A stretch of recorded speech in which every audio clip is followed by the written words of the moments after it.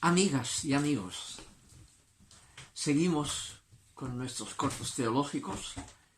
En el tema del credo, el otro día hablamos de la fe de que hay iglesia, no en la iglesia. Es la iglesia de Jesucristo, animada por el Espíritu de Jesucristo, ¿ya? Y vimos cómo el Evangelio de Juan termina cuando muere Jesús en cruz, dice su muerte con esa expresión significativa, ¿no? Entregó el Espíritu, no su espíritu, no expiró, sino entregó el Espíritu de Dios lo entregó a la comunidad. Por eso Juan pondrá que hay comunidad, y el significado de la comunidad es la presencia de la madre y el discípulo al pie de la cruz, que no está en los sinópticos, no es un tema historiográfico, sino de teológico. Es la entrega del Espíritu a la comunidad o iglesia que está ahí presente, ¿no? Por eso después, a continuación, después de decir entregó el Espíritu, el mismo Juan también señala otro aspecto de esa irrupción en la iglesia, cuando dice, el versículo 31 y 32, dice, los judíos, como era el día de la preparación, para que no quedasen los cuerpos en la cruz el sábado, y sobre todo siendo un sábado tan solemne como la Pascua judía, dicen, porque el muerto en cruz era colgado, como dice el Talmud, ¿no? Es maldito de Dios el que muere colgado. Y por eso, con que eran malditos de Dios, maldecían la tierra si permanecían ahí colgados. Había que enterrarlos rápidamente.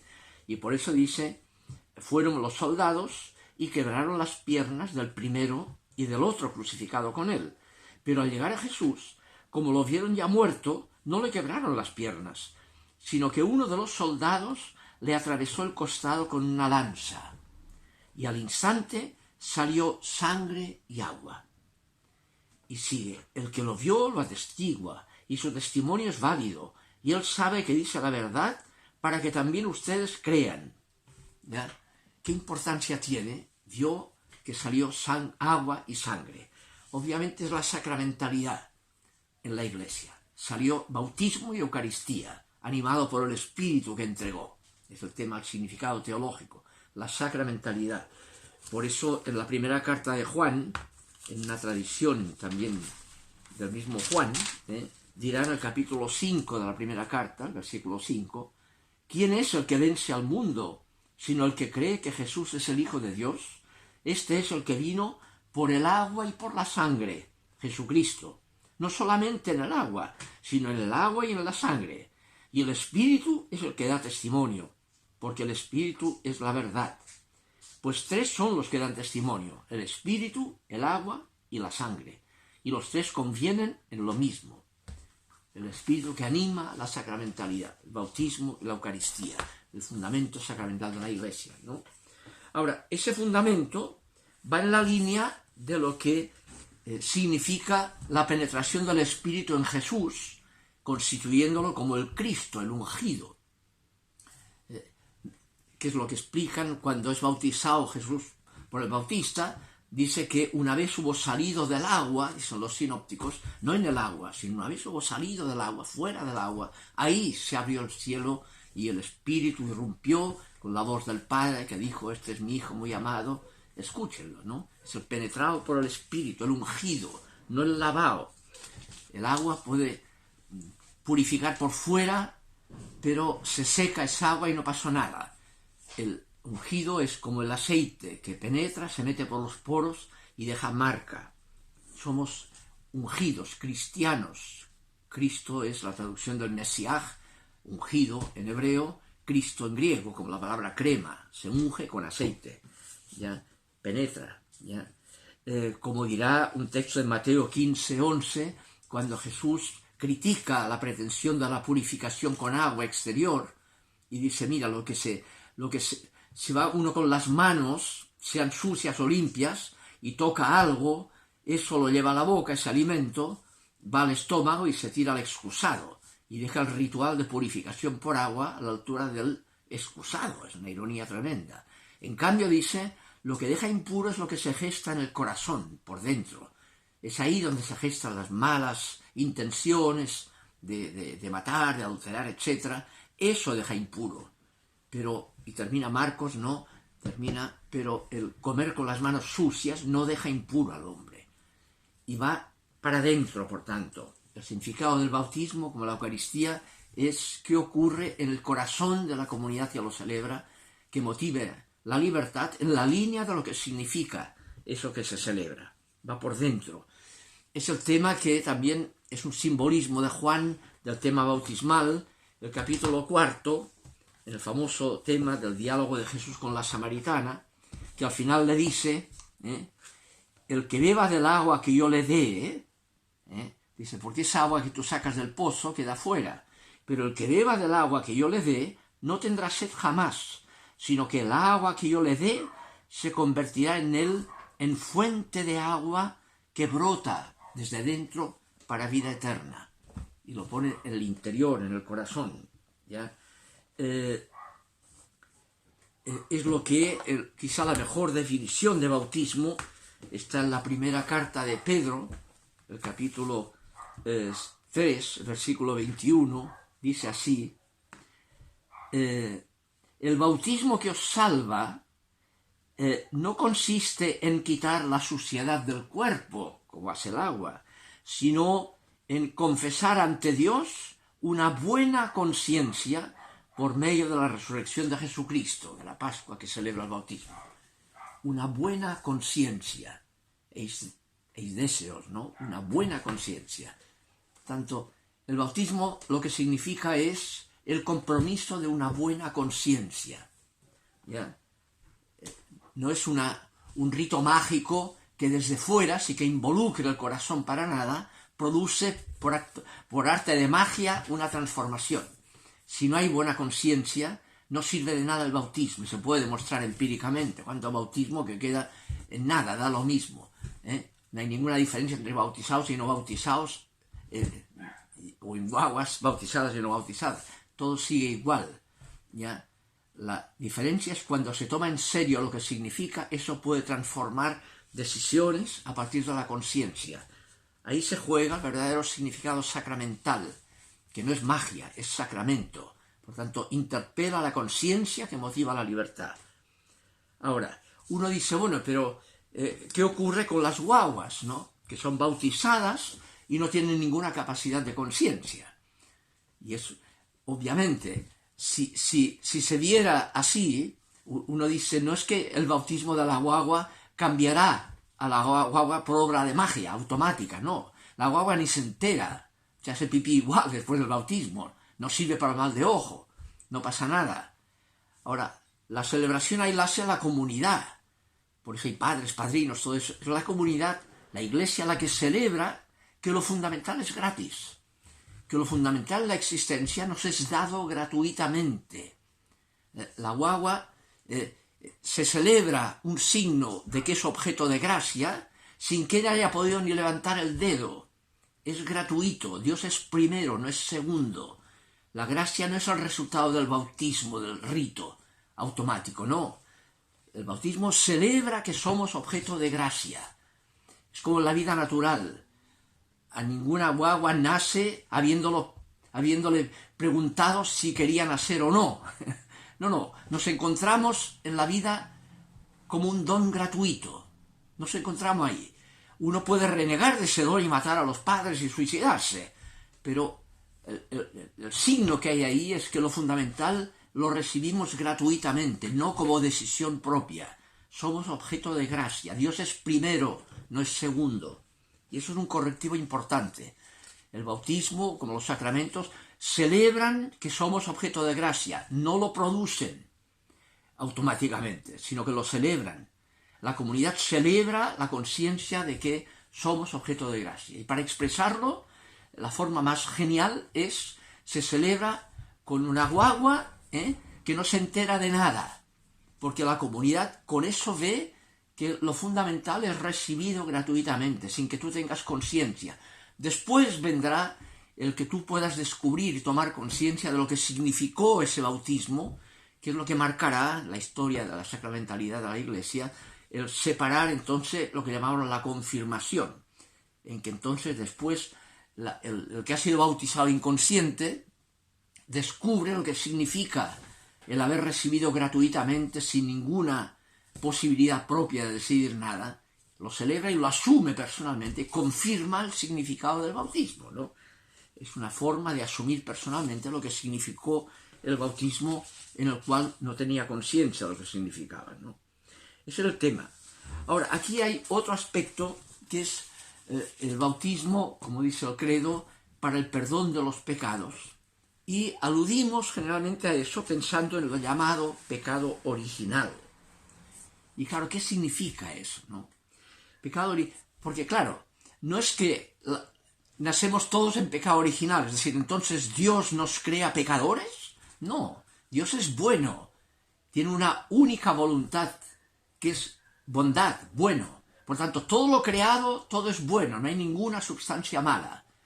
Entonces, ¿por qué hay la capacidad del pecado? Por culpa de la pretensión de ser como Dios sin serlo.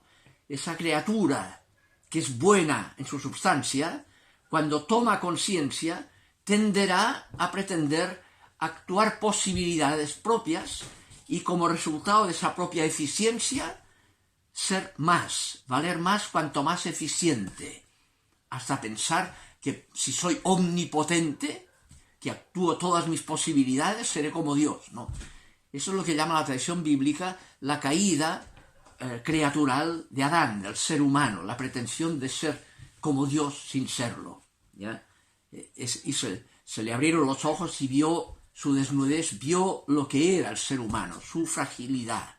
Adamás significa barro, somos de barro y la embarramos, no somos malos. Todo lo que... no hay dos dioses, no hay dos principios, uno malo y uno bueno. Y el mal viene de un principio maligno y el bien de un principio benigno.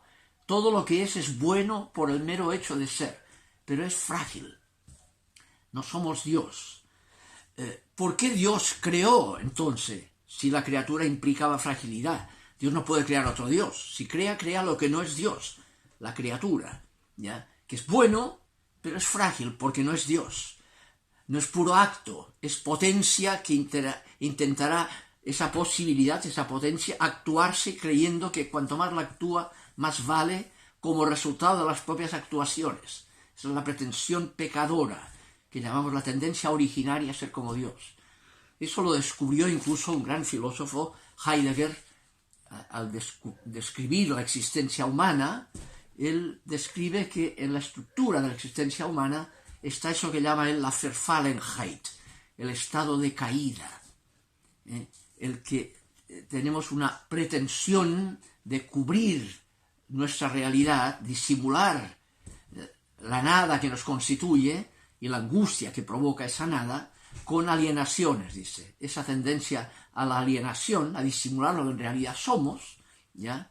Que coincide un poco con... De hecho, Heidegger en nota dice, yo aquí no hablo del pecado original, yo filosofía, no teología, ¿no? Pero coincide un poco con eso que intenta decir de que al pretenderlo, a Adán se le abrieron los ojos y vio su desnudez, su verdad, al desnudo, que no es Dios, ¿no?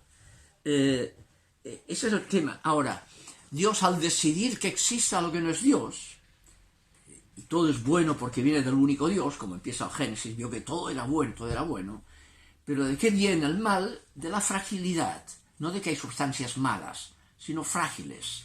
Por eso no juzgues ni condenes a nadie, todos somos solidarios en el mismo barro, Adamá, y la embarramos, ¿no? Todos. Entonces, dado que Dios decide porque Él es relación eterna, extroversión en sí mismo, ¿ya? Por eso decide que exista lo que no es Dios, la criatura, y esa creación implicará carencia maligna, implicará pecado, pretensiones de ser como Dios sin serlo, por la fragilidad de la criatura. En ese mismo acto de decidir crear, Dios decide encarnarse y morir en cruz. Dios decide asumir personalmente el mal de la criatura, su fragilidad, donde más duele, el sufrimiento también del inocente. En esa línea es que la segunda carta a los Corintios, Pablo, en el capítulo 5, versículo 2, dirá que Dios a Cristo lo hizo pecado. Se encarnó y lo hizo pecado, llega a decir esa expresión, ¿no? en la carta a los Hebreos, el capítulo 4, dirá, tentado en todo Jesucristo, igual que nosotros, excepto que no pecó. Pero, 2 Corintios 5 dice, pero Dios lo hizo pecado. Asumió realmente nuestra fragilidad al 100%, ¿ya? Aunque no pecó, pero asumió la fragilidad con todo lo que implica el estar en la potencia y entrar en el mundo de una competencia en que las víctimas pierden.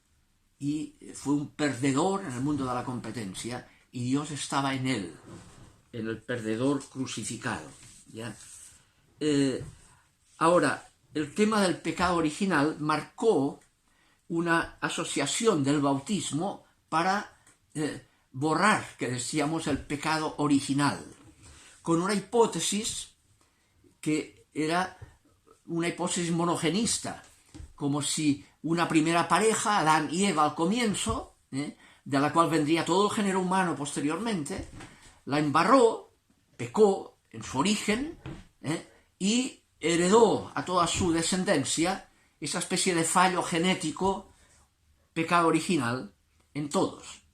Obviamente esa perspectiva hace imposible la coherencia de esa forma de entender el pecado original con las nuevas evidencias culturales de que disponemos, que van en la línea del poligenismo, ¿no? Que no venimos todos de una misma pareja y que la cosa... Entonces, en esa línea estuvo, por ejemplo, el jesuita Teilhard de Chardin, que se entusiasmó con los descubrimientos evolutivos a partir de Darwin, ¿no? Incluso el primer Homo pekinensis, ¿no? En que trabajó en China él, y en el año 50 Pío XII, la encíclica conocida como Humani Generis, ¿no? Condena esa pretensión poligenista en nombre del pecado original, y dirá en la encíclica, dice que porque postula que o bien que habría habido diversas parejas, digamos, o bien que hay que entender a Adán y Eva como el ser humano, como la humanidad en forma genérica, sin darle un valor personal. Dice, lo cual va contra el dogma del pecado original, que procede del pecado del primer hombre y que se transmite generacionalmente a todos y a cada uno de los... Bien, ese tema obviamente hoy es insostenible, y el concepto de pecado original hay que ver qué sentido tiene, que sea compatible con las nuevas evidencias culturales. Va en esa línea, entender que es un mito, no es un dato historiográfico de una primera pareja, es un mito. Todos somos Adán y Eva, todos tendemos la tendencia originaria, creatural, a pretender ser como Dios sin serlo, y ahí está la raíz del mal, ¿ya? Bien, entonces, claro, con eso las guaguas, cuando nacen, celebramos, lo fundamental es gratis. Ahora, había una tradición que venía de San Agustín, que para justificar o explicar que tiene que ser bautizado todo el que nace, si no, no puede acceder a la vida de Dios, que el sacramento del bautismo es necesario para salvarse, que decimos, ¿no? Eso venía de Agustín, porque postulaba, por influencia maniquea, postulaba que había dos predestinaciones, que Dios había predestinado a algunos a ser salvos y a otros a ser condenados. Los que había predestinado a quedar fuera morirían sin bautismo, o los que morían sin bautismo, señal que no estaban predestinados, porque si estuvieran predestinados a la salvación, habrían recibido el bautismo. Dice, por ejemplo, el texto de Agustín, que es una monstruosidad para nosotros, ¿no? Pero dice, Dios, al crearlos, a los no predestinados, quiso que nacieran tantos, aun sabiendo de antemano que no participarían de su gracia, para mostrar más claramente cuán abundantes son también aquellos que han sido predestinados como hijos de la promesa para su reino de gloria, de tal manera que con la multitud de los réprobos, la masa damnationis, ¿no?, incluso se mostrará mejor la poca importancia que ante el Dios justo tiene la numerosa cantidad de quienes justísimamente serían condenados, como por contraste. Los condenados muestran por contraste la grandeza de los predestinados a la salvación, esa solemne barbaridad. Eso marcó una tradición que lo recogerá Lutero más tarde, Agustino y sobre todo Calvino, y sigue vigente esa doble predestinación, que es lo que ya el Concilio de Trento rechazó, sea anatema, si alguien dice que Dios ha predestinado a alguien a quedar fuera. Dios tiene una sola voluntad salvífica universal. Por tanto, si alguien se condenara, se cumpliría contra la voluntad de Dios que quería su salvación, no en cumplimiento de la voluntad de Dios que así lo había predestinado, ¿ya? Y entonces eso marcará toda la evolución del tema que desemboca en el mismo catecismo de la Iglesia Católica, ¿no? En que cuando habla de eso, dice lo siguiente, ¿no? Leamos el texto mismo, ¿no? Dice,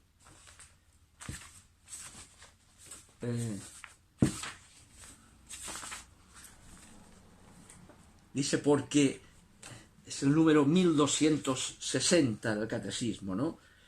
Dice lo siguiente,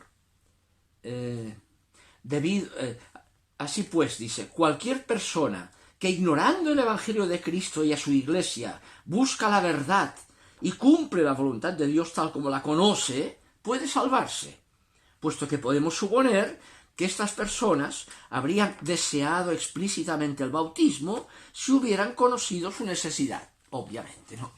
Con que tienen buena voluntad, si hubieran conocido que era necesario, se habrían bautizado.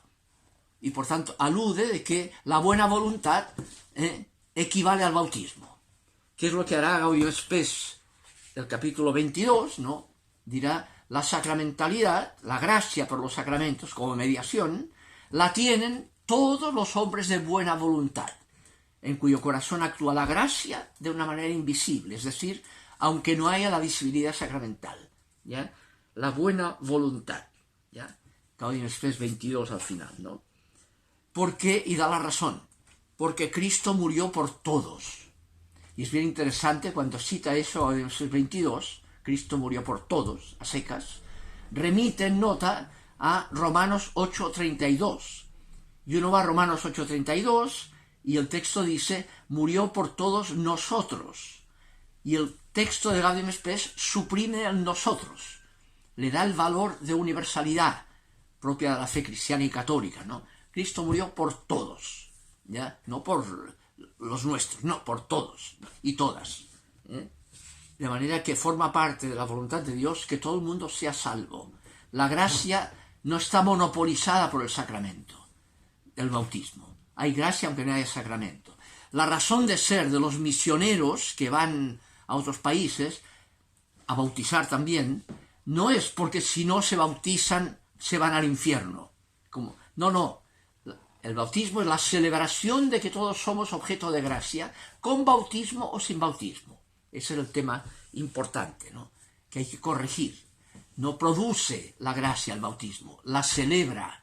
Dios, o sea, no tiene el monopolio de la gracia, sino que celebra que donde hay buena voluntad hay gracia, haya o no haya sacramento, sea cual sea la religión o la no religión, mientras haya buena voluntad.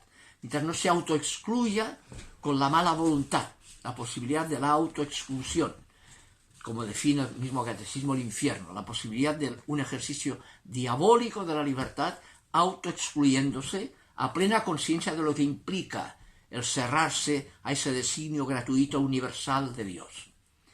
Ese era el tema del bautismo como celebración de que lo fundamental es recibido gratuitamente, no es el resultado de nuestra eficiencia. Es un tema importante en nuestras culturas de eficiencia, que uno vale tanto más cuanto más eficiente. No, lo fundamental es gratis, es recibido gratuitamente, como en la vida natural. Nos encontramos en la existencia sin que nadie ha merecido existir. Vemos que lo fundamental es recibido gratuitamente. Análogamente así es en el tema que llamamos la gracia, el acceso al don gratuito de la vida misma de Dios. Bien, eso es el tema que habría que reflexionar. Seguiremos el próximo día con lo que sigue, que es la comunión de los santos y la vida eterna en el credo, ¿no? Los últimos pasajes del credo. Que estén bien.